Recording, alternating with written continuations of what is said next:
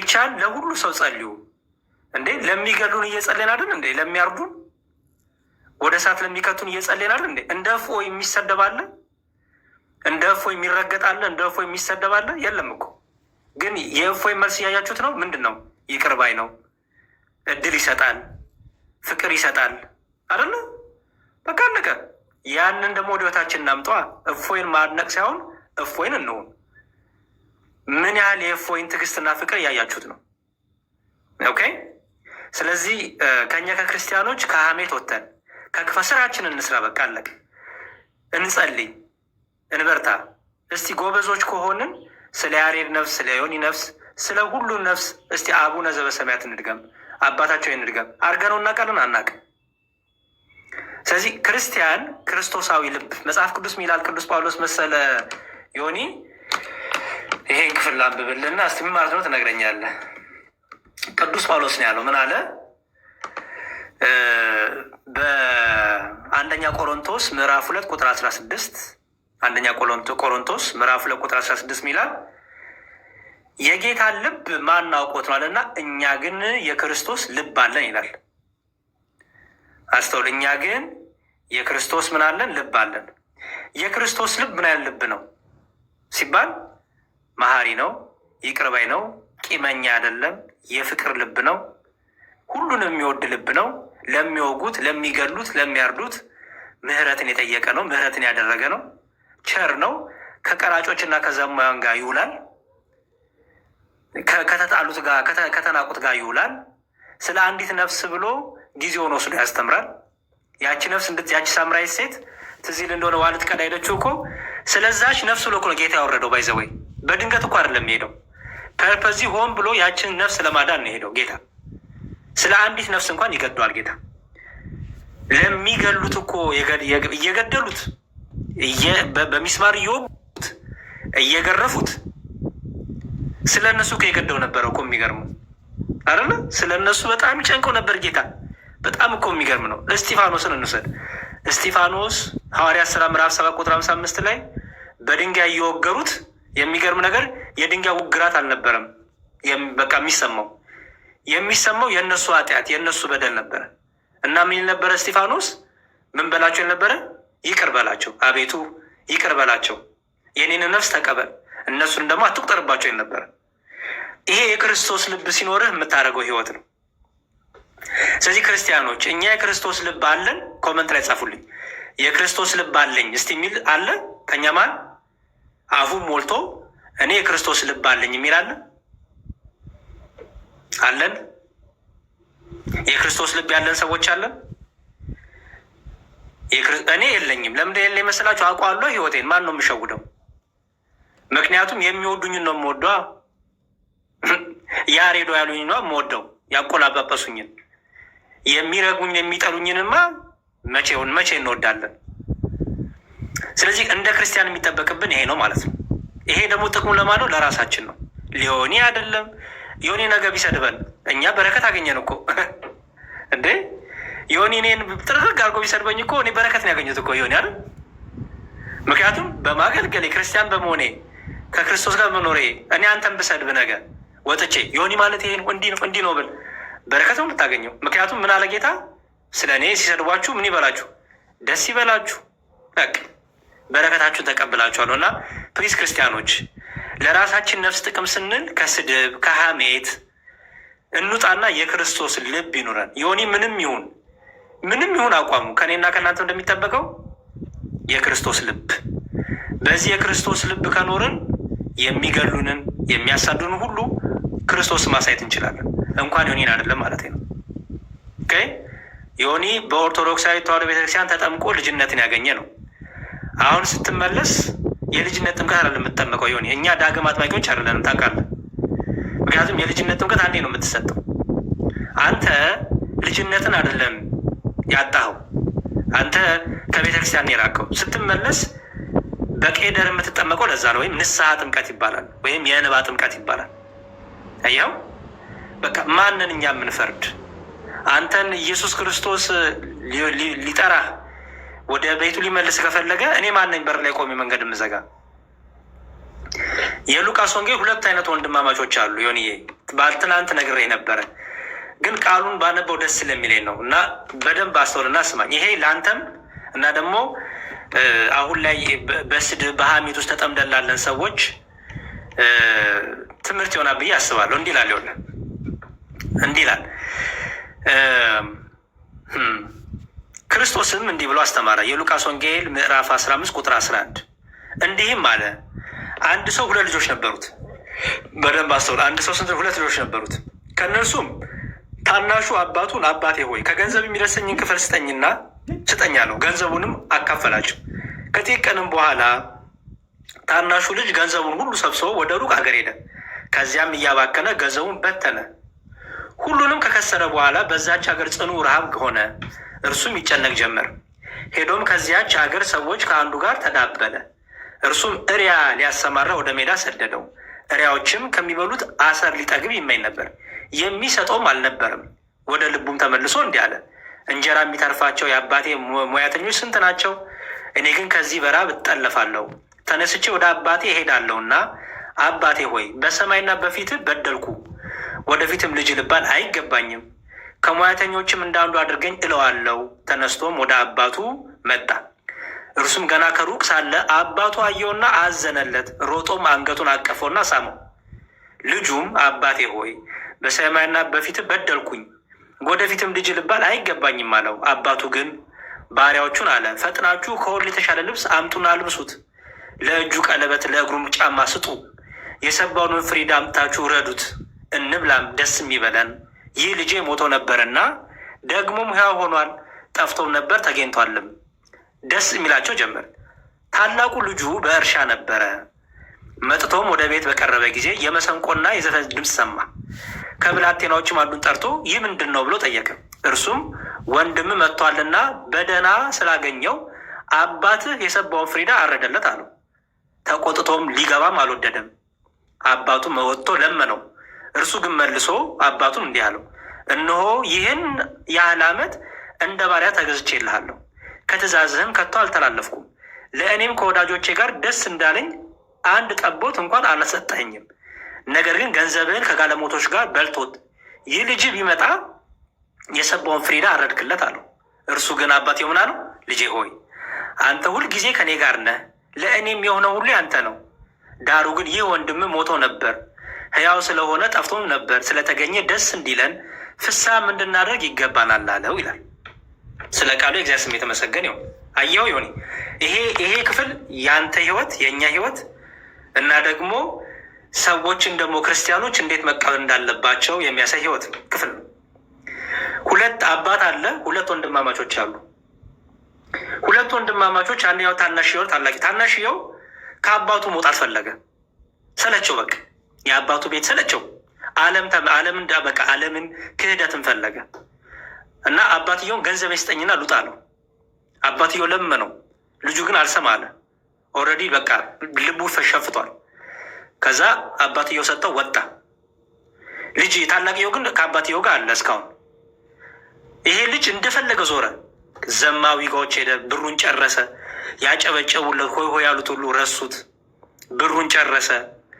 ከጋለሞቶች ጋር ብሩን ጨረሰ። በጋለሞት የተመሰለ ምናምን ክህደት ትምህርቶች፣ ምንፍቅና ትምህርቶች፣ ኃጢአቶች፣ በደሎች፣ እነዚህ ሁሉ ማለት ነው። ይሄን ጨረሰና ከዛ በኋላ የሚበላው አጣ፣ ተራበ። ከዛ መጨረሻ ላይ አሳማ ማደሪያ ውስጥ ያድር ጀመረ። ማደሪያ አጥቶ እና የአሳማ ፍርፋሪ ይበላ ጀመር። ትራፊ፣ ያ በክብር የነበረው የአሳማ ትራፊ ይበላ ጀመር። ከዛ ወደ ልቡ ተመለሰ ይላል።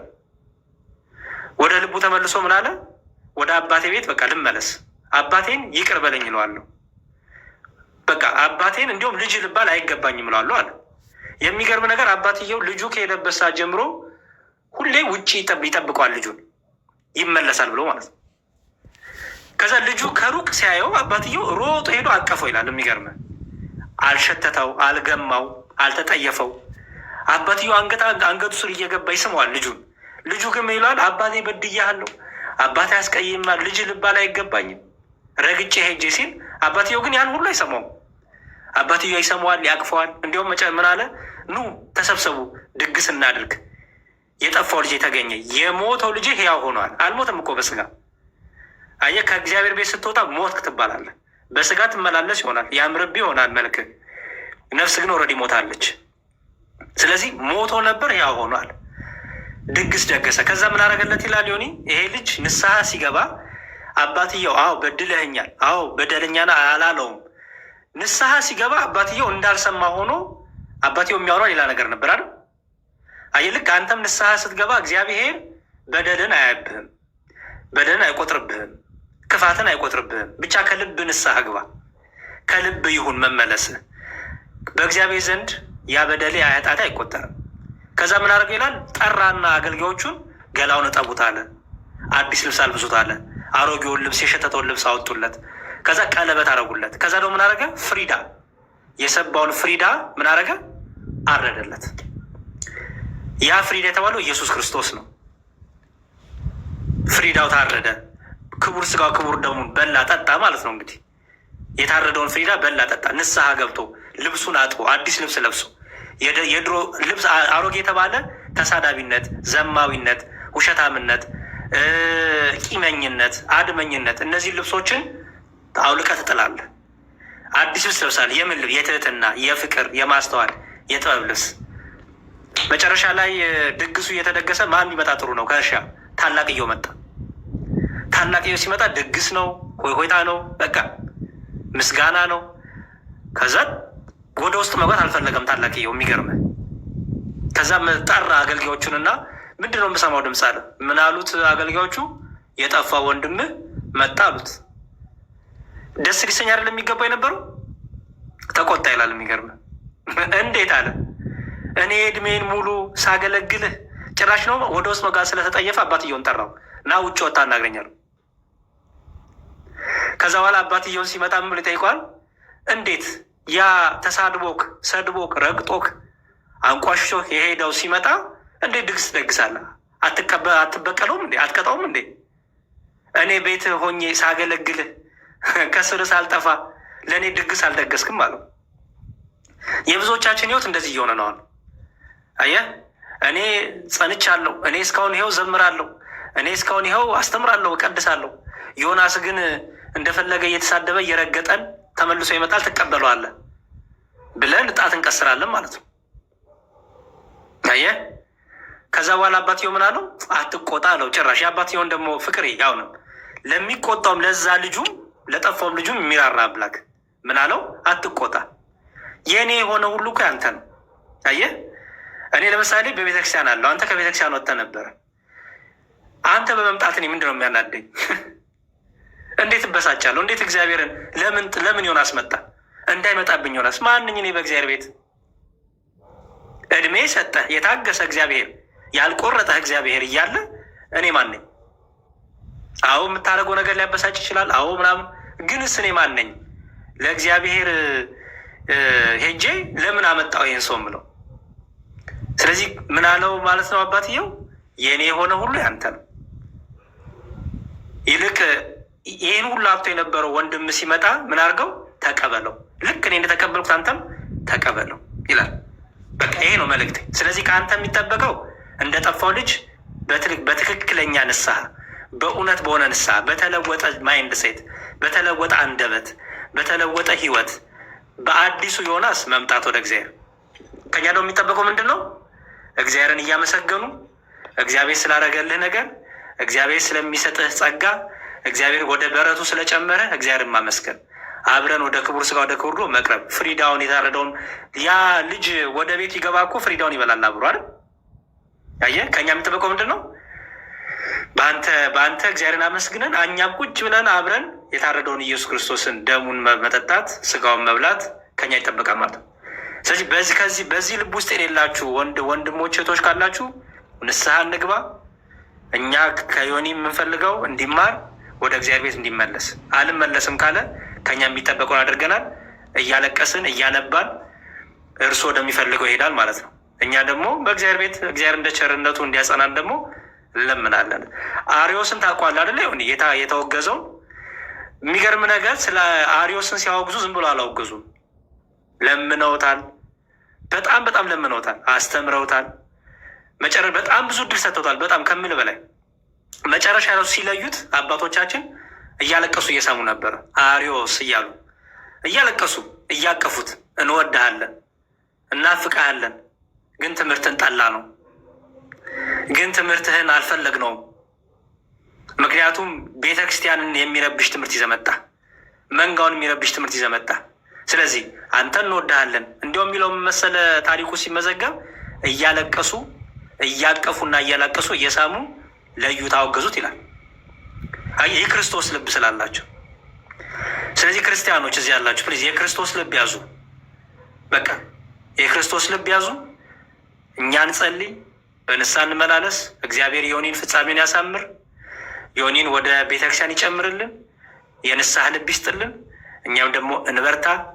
ስለዚህ በኮመንት ሁሌም እግዚአብሔር ይርዳ በጸሎት እያሰባችሁ ብለ የክርስትና ስማ ነው ዮኒ ሀብተ ማርያም ሀብተ ማርያም። እሺ፣ ስለዚህ ሀብተ ማርያም እያላችሁ እኔ በቃ ያው ከዛሬ ጀምሮ ቃል ገባለሁ፣ በጸሎት አስበዋለሁ። በቃ ጸሎት በማድረግበት ጊዜ እግዚአብሔር ሆይ ሀብተ ማርያምን ማስተዋልን ስጠው፣ ጥበብን ስጠው እያልኩኝ ጸልያለሁ። ማን ነው ጠቃሚው? እኔ ለራሴ እኮ ነው የምጠቀመው፣ ለራሴው። ምክንያቱም ክርስቶስ ይህን ያስተማረኝ። ሌላ ሰው ሊያላግጥ ይችላል፣ ሙድ ሊዝ ይችላል። ሁኬርስ የምንጠየቀው በየራሳችን ነው፣ በእግዚአብሔር ፊት የምንቆመው። ኦኬ። ስለዚህ እንጸልይለት፣ እርሱም እግዚአብሔር ልቦና ይስጠው፣ ወደ ቀልቡ ይመልሰው፣ ወደ አንደበቱን ያስተካክልለት። አንተም ጸልይ በተቻለ መጠን። አሁን የጾም ወቅት ነው፣ ጸልይ። እግዚአብሔር ደግሞ ይረዳሃል፣ እግዚአብሔር ደግሞ ያግዝሃል ብለን እናምናለን። ይሄ እድል ደግሞ አንተ የምትቀደስበት፣ ወደ ቤተክርስቲያን የምትጨመርበት፣ ስጋው ደሙን የምትቀበልበት ነው። በቃ ከክርስቶስ ጋር የምትኖርበት ቀሪ ዘመንህን። ምክንያቱም ከዚህ በኋላ 3 ቀን ቆይ፣ 4 ቀን ቆይ፣ 1 ወር ቆይ፣ በምን ታውቋል? ሆኒ አሁን እንኳን በዚህ ሳምንት የሞተ ሰው አታውቅም? አለው ብዙ አለ። አንተ ጻድቅ ስለሆንክ ነው እስካሁን በህይወት ያለው? ኧረ በቸርነቱ ነው። አይ ጻድቅ የሆኑማ እኔ የነበርኩበት ጻድቅ ያለው ቢሉ አልዋሸ። በቸርነቱ ላለው ግን ትምህርቱ ከሆነ እንደዛ ትምህርት ከሆነ ጻድቅ ያለው ምንም ችግር የለውም እልሃለሁ። ግን ዮኒ የኔ ስለነሱም ቢሆን በቃ ሁሌም ጸልይላቸው፣ እንደኔ እንዲገለጥላቸው ነው የምፈልገው። እና የበራላቸው ነገር ምንም ነገር በቃ የክርስቶስ ልብ ያዝና ምንም ቂም እንዳይኖርህ፣ በቀል እንዳይኖርህ። እኔ ቂም እግዚአብሔር በሚያውቀው ቂም አልወድም። ቂም ማለት ሰው ላይ አደጋ እንዲደርስ ምናምን፣ ለጠላቴ እንኳን ሀዘን አልመኝም። ያንን ልቤን ስለሚያቅም ነው እግዚአብሔር አምላክ ብዙ ጊዜ ሰው የማይጨክንብኝ። ግን ብዙ ቻንስ አይሰጥም። ለእኔ የተሰጠውን ያህል ማንም ቻንስ አገኘ ብዬ አላስብም። ይኸውልህ አሁን ትልቁ ነገር ደግሞ እኔ እንዲስተካከል ቢሆን ጥሩ ነው የምለው፣ በቃ ከፕሮቴስታንቶቹ ጋር ያለው ነገር በትምህርት ከዚህ በኋላ ምክንያቱም እነሱንም ማዳን የአንተም የሁላችንም ዓላማ ስለሆነ አንተም ድነህ ሌሎቹ ማምጣት ነው። ስለዚህ ሀሳብን ዳይቨርት ሳታደርግ ከአንደበት የሚወጣው ነገር የፍቅር ቃል እንዲሁም ያስቀየምካቸው ካሉ የተቀየሙ ካሉ ራሱ በወንድሞቻችን በፕሮቴስታንት ያሉ እነሱን ንስሐ ራሱ የሚጀምረው ከዚህ ስለሆነ አይደለ?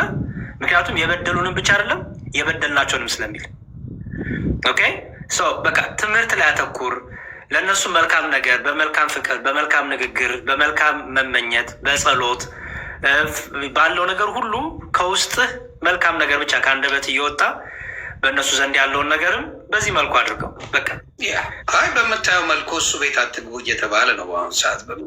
እሱንም አትቁጠር ሆን እንዳልኩ ነው። ግን አይ እንዲሁ እንድታውቀው ማለት አይቻለሁ እንዳገቡ እሱ ቤት እየተባለ በየቦታው ላይ ፖስት እየተደረገ ነው።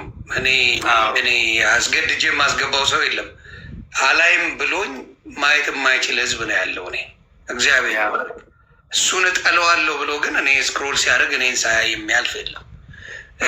ወድጀው አይደለም ግን እግዚአብሔር አምላክ ያለው ነው። ምንም ማድረግ አይቻልም። አንዳንዴ እየጠላው ሳትወደው ራሱ መታየው ሰው ሊኖር ይችላል። እና ከዛዎቹ አንዱ ነኝ እኔ።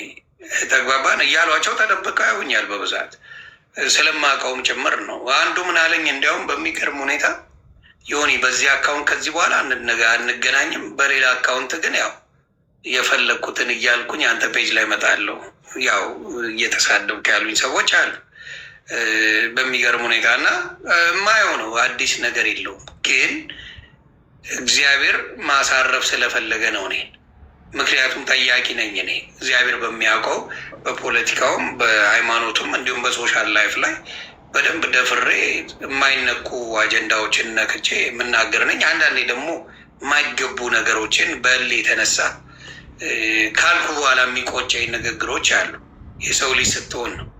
ሌላው አሁን ለምሳሌ ይቅርታ አድርግልኝ የሚናገሩ ሰዎች አሉ ከኔ በላይ በጣም በጣም በጣም የሚደብር ስለ ሃይማኖት የሚናገሩ ሰዎች አሉ። ግን በዛ ውስጥ ሆነው በእምነቱ ውስጥ ሆነው ራሱ አሁን በኦርቶዶክስ ውስጥ ሆነው ኦርቶዶክስን የሚያንቋሹ ብዙ አሉ። ኦርቶዶክስ ሆነው ማለት ነው።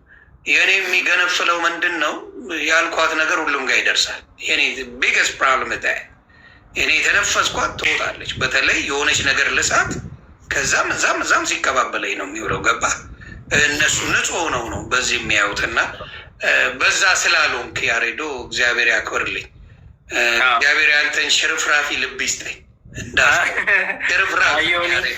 እንዲያውም የሚገርም ነገር እኔ እንዲያውም ያንተን ልብ ነው የምፈልገው። ምክንያቱም እኛማ እግዚአብሔርን ያወቅነው የለመድነው ደፋሮችም ሆነናል። እግዚአብሔር ሲቆነጥጠንም ሲቀጣንም ደግሞ ይቅር ሲለንም ስለተለማመድ ነው።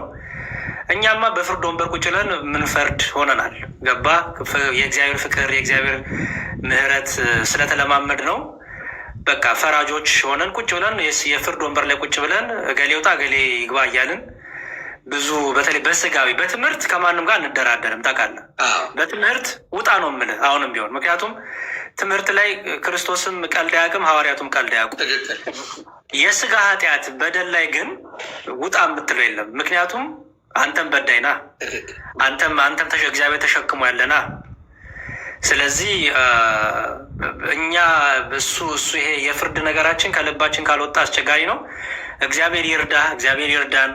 እንዳልኩ በቃ አንደበትህን ገርተህ በፕሮቴስታንቱም ሳይድ ያሉትን መልካም ነገር እየተመኘ ከመጡ መልካም በትምህርት በተረፈ ምንም ፐርሰናል ነገሮች ሳይነሱ ምንም የግል ነገሮች ሳይነሱ በቃ እግዚአብሔር ይቅር ይበለን፣ እናንተንም ይቅር ይበላችሁ፣ እኔንም ይቅር ይበለኝ፣ በንግግሬ በተናግሬ አስቀይሚያችሁ ከሆነ እናንተንም ይቅር በሉኝ ብለህ አዲስ ፔጅ አዲስ ምዕራፍ እግዚአብሔር እስክሪብቶና ደብተር ሰጥተዋል። እስክሪብቶ የተባለው ምንድን ነው? ደብተር የተባለው ምንድን ነው? ደብተርክ እድሜክ ነው እንግዲህ ጊዜክ ነው ከዚህ በኋላ ያለው። እስክሪብቶክ ደግሞ ምንድን ነው? የተሰጠህ እግዚአብሔር የሰጠህ ደብተርክ ላይ የምትጽፈው ህይወትክ ነው። ስለዚህ አዲስ ነገር ብጽፈህ በአዲስ ህይወት በአዲስ አንደበት ዳዊት ሲጸልይ ለአንደበቴ ጠባቂ መልአክን አቁም ብሏል እና በቃ ለአንደበት እግዚአብሔር ጠባቂ መልአክትን አቁሞ ክርስቶስ የሚጠቀምበት ምርጥ ዕቃ እንዲሆን ህይወትህ ከአንተ የሚጠበቅ ድርሻ አለ። እግዚአብሔር ደግሞ መሀሪ ነው። ከኛ ከክርስቲያኖች ደግሞ የክርስቶስ ልብ ይኑረን። ከኛ የሚጠበቀው እናድርግ፣ እንጸልይ። ጌታ ወደዚህ ምድር የመጣው 99ኙን ነገር ትቶ አይደለ? ለአንድ ነፍስ እኮ ነው የመጣው። አዳም ምን ያልበደለዋል? እስቲ አሁን አንተና አሁን እኛ ዮናስ በደለ የምንለውን ይዘን እና ክርስቶስ የእኛን ኃጢአት ይዞ የተሸከመውን ብናነጻጽረው ምንም እኮ አይገናኝም እንዴ! እንደኛ እኮ በጣም በጣም በጣም ወራዳና በደለኛ የለም። ግን ክርስቶስ ቸር ነው፣ ቸር ነው። ይሄ ማለት ግን ነገ ዮናስ ነገ ተመልሶ ቤተክርስቲያንን ቢሰድብ ነገ ተመልሶ ሌላ ነገር ድራማ ቢሰራ እኛ ክርስቲያኖች ምን እንደምናደርገው ይባል በጸሎት እናስበዋለን የሚለው ምንድነው? መጽሐፍ ቅዱሱ መሰለ ሆኔ አንድ ሰው ቢበድልና ብታዝንበት ለራሱ ነገር ይላል። መጀመሪያ ይኸው እየነገርኩ ነው። ለራስ ቤት ከፍቻ አላማውም ማለት ስምንም ማንስቻ አላውቅም። እንደምታውቀው ይኸው ለፊት ለአንተ ነገርኩ። ያ ሰው ባይስተካከል ጓደኛ ይዘህ አንድ ቀረብ ያለ ሰው ይዘህ ደግሞ አናግረው ይላል። አስቡ። ከዛ ደግሞ አሁንም ባይስተካከል ደግሞ በህብረት ሆነ አናግረው ይላል። በቤተክርስቲያን ሆነ አሁንም አልሰማ ቢል የቤተክርስቲያን ሽማግሌ ይዘህ አናግረው ይላል። አየው። አሁንም ደግሞ አልሰማ ቢል ምን አድርገው ለቤተክርስቲያን ሰጠህ፣ ለእግዚአብሔር ሰጠህ፣ ከእርሱ ግን ምን በል ተለይ ይላል። አየው። ኦኬ። ይሄ ሁሉ ሂደት ለምንድን ነው ያስፈለገው ይባል? ከሀሜት ለመዳን። አየው። ሀሜተኛ ከመሆን ስለ አንተ ሳወራ እድሜን ከምፈጅ በዚህ ወጣ በዚህ ገባ ከምፈጅ ከእኔን ከሀሜት ለመጠበቅ ከቂም ለመጠበቅ ከቁጣ ለመጠበቅ እነዚህ ሂደቶች እንሄዳለን ማለት ነው። ለቤተክርስቲያን ስተተለይ ማለት ነው ስለዛች ነፍስ በቃ እግዚአብሔር እንዲምራት እግዚአብሔር ይቅር እንዲላት ምን አድርጋት ነው ጸልይላት። በቃ ለእግዚአብሔር ስጣት። አንተ የሚጠበቅብን ነገር አድርገሃል፣ ከኛ የሚጠበቅብንን ነገር እናደርጋለን። ቀጥሎ ደግሞ ለእግዚአብሔር ሰጠን። እግዚአብሔር ደግሞ ልብን የሚመራ የሚያስተካክል ነው እና ለእግዚአብሔር ሰጠን። በጸሎት እያሰብን የክርስቶስን ልብ ይዘን እንግዲህ ጌታ እስኪመጣ እንበረታለን ይሆን ብለን እናስባለን። አሜን። አይ እኔ እግዚአብሔር የሚያበረታ አምላክ የሚያበረታ የሚደግፋ እንደ ሰው ቢሆንማ አልኩ። በተለይ እኔ የምኖር አይመስለኝም እንደ አበሻው ንግግር በጣም በጣም በጣም በጣም ይጎዳኛል ብለው የሚያስቡ ሰዎች አሉ። የሚገርመኝ በጣም አሁን በአቡነ ማትያስ እንዲሁም የአቡነ ማትያስን ስፔሻሊ የሆነ ጦርነት በነበረበት ጊዜ ኦርቶዶክስ ተብዬ የተባሉት ሁሉንም እያልኩ አይደለም፣ በጦርነቱ ጊዜ እሳቸውን ሲወቅሱ የነበሩ ሰዎች ነበሩ። በጣም ብዙ በሚዘገንን ሁኔታ ሶሻል ሚዲያ ላይ እየፖሰቱ ዘግዝቀው ስትሰድቡ የነበራችሁ ስንት ናችሁ? ራሳችሁን ጠይቁት። የእኔ ስራ ልክ ነው እያልኩ አይደለም። እናንተ ስታደርጉት እኔ እስከዛ ወጥቼ ነው። እዛው እኜ ቢሆን አዎ ይባላል። ከዛ ከወጣው ለእኔ እኮ ምንም አይደሉም እሳቸው። ተግባባል። በዛ ደረጃ ስታደርጉ የነበሩ ወንድምና እህቶች ነበራችሁ እኮ። እንደው ሾርት ሚሞሪ ስለሆንን ምናምን ሊሆን ይችላል እንጂ የጦርነቱ ጊዜ በደንብ አድርጋችሁ እሳቸውን ሙልጭ አድርጋችሁ ስላልተናገሩ በጦርነት ኢንቮልቭ አላደረግም ስላሉ አቡነ ማትያስ የሰደባችኋቸው ብዙ ሰዎች ነበራችሁ። እና አንዳንዴ ሰውን ስንወቅስ ራሳችንን ብናይ እኔም አድርጌው ነበረ ወይስ እኔ ንጹህ ነኝ የሚለው ወንድማችን ያሬዶ እንዳለው ብናይ ጥሩ ነው።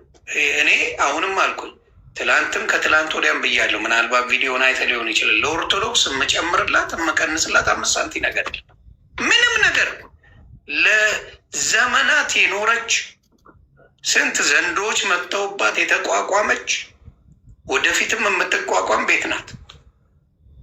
ምንም በአለት ላይ የተመሰረተች ምንም ነገር የማይሸረሽራት እንደሆነች አሳይታለች። ምንም አለት ላይ ነው ያለችው። በአሸዋ ላይ የተመሰረተ ማን እንደሆነ አብረን የምናየው ይሆናል። እና ትልቁ ነገር ምንድን ነው? እኔ ተምሬያለሁ ወይ ነው? እኔ ድኜበታለሁ ወይ ነው? ስለዚህ አብዛኞቻችሁ አሁን በነገራችን ላይ አንተ ቤት መጥተው ኦርቶዶክስ መስለው የሚሳደቡ የሌላ እምነት ተከታዮች እንዳሉ ተረዱ። በፊት አላውቅም ነበር። እግዚአብሔር በሚያውቀው እዚህ ቤት ትልቅ ሴራ እንዳለ የምነግራችሁ ኦርቶዶክስ መስለው በፌክ አካውንት ገብተው ብዙ ነገር ይጽፋሉ።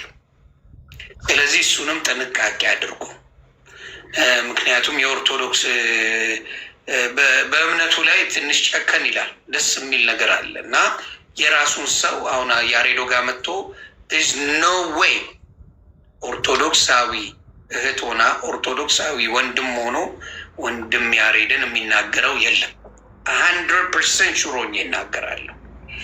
ኦርቶዶክስ መስሎ ፕሮፋይል አድርገው ሆን ብለው የሌላ አሁን ነው የቅዱሳን ስዕላትን አድርገው መስለው የሚመጡ ሌሎች እንዳሉ ግን እንድታውቁ ብዬ ይሄ ነገር ስላለ ስለማውቀው እዚህ ቤት አሉ። በደንብ ኦርቶዶክስ እንድትጠላ ትልቅ ፕሮጀክት አለ።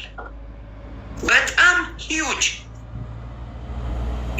የዋህ ቤት ስለሆነች ይሄን ሌላው ጋር ያለውን ብዙ ምንድን ነው የሚፈልጉት ከኛ የሚለው ጥያቄ የላትም ኦርቶዶክስ። ያም ይመስለኛል እግዚአብሔር አቆያት። እዚህ ጋር ግን ኦርቶዶክስን እንዴት ነው የምናፈርሰው ተብሎ አጀንዳ ተይዞ የሚመጣል። እግዚአብሔር በሚያውቀው በደንብ ተደራጅቶ ኦርቶዶክስን እንዴት አድርገን ነው መንበትናት ተብሎ አጀንዳ ተይዞ ስለ ክርስቶስ ሳይሆን ሞር ፎከሱ ልዩነት ቢኖር በዚህ ጋር እንነጋገር፣ ምንድን ነው ልዩነታችን እስቲ አንድ እንሆንበት ተብሎ የሚሰበክ ሳይሆን እንዴት አድርገን ተለያይተንም ኦርቶዶክስን እንዴት እናጥፋት የሚል አጀንዳ ተይዞ እንደነበረም እሱንም እንድታውቁት ነው እና ሲጠይቋችሁ ከየት ነው ብሎ መጠየቅን የመሰለ መልካምነት የለም እና እግዚአብሔር ኦርቶዶክስን ይጠብቃት። እግዚአብሔር ተአምሩን ያሳያል፣ ይገልጣል። ብዙዎቹ በንስሐ ይመለሳሉ ብዬ አስባለሁ። እኔ ብቻ ሳልሆን ብዙ ብዙ ብዙ የማስመሰል ህይወት ያላቸው ውስጣቸው ደስተኛ ያልሆነ ከውጭ የሚመስሉ ውስጣቸው ግን ባዶ የሆነ እልፍ አላፋሉ ብዬ ነው የምነግርህ።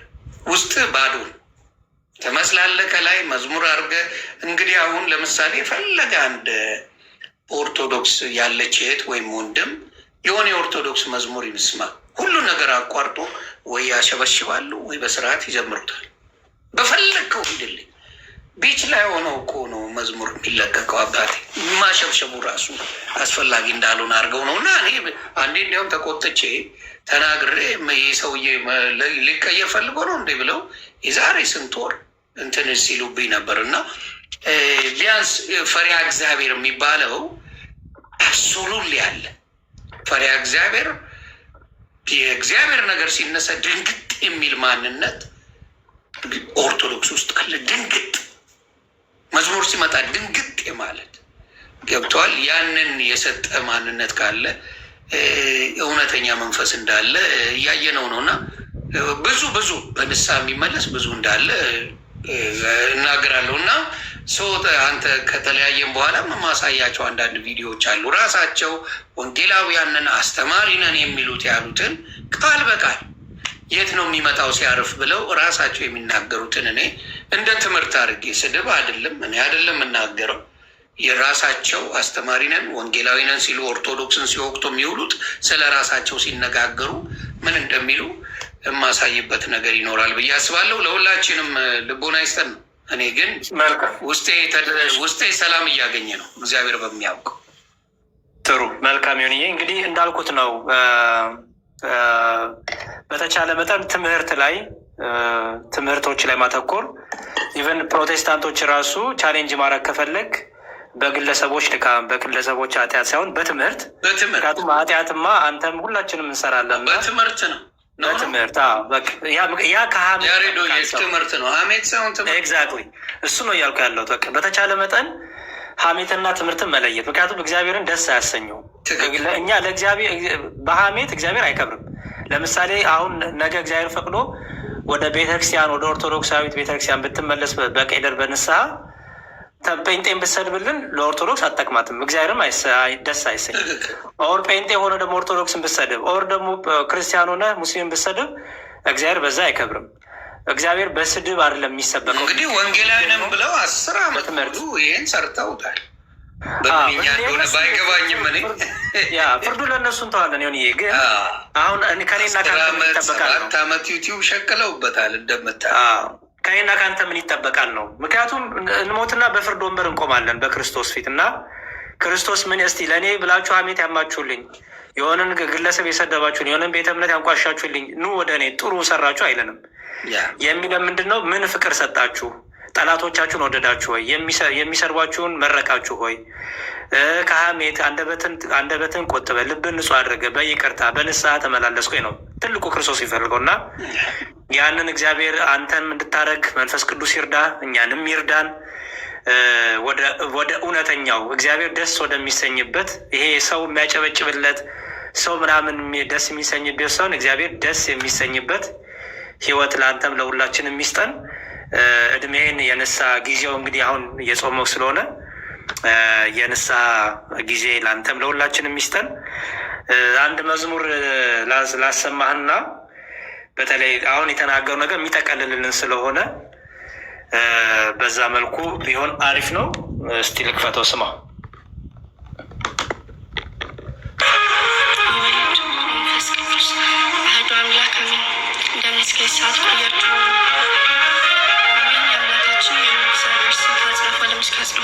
የተመሰገነ ይሁን።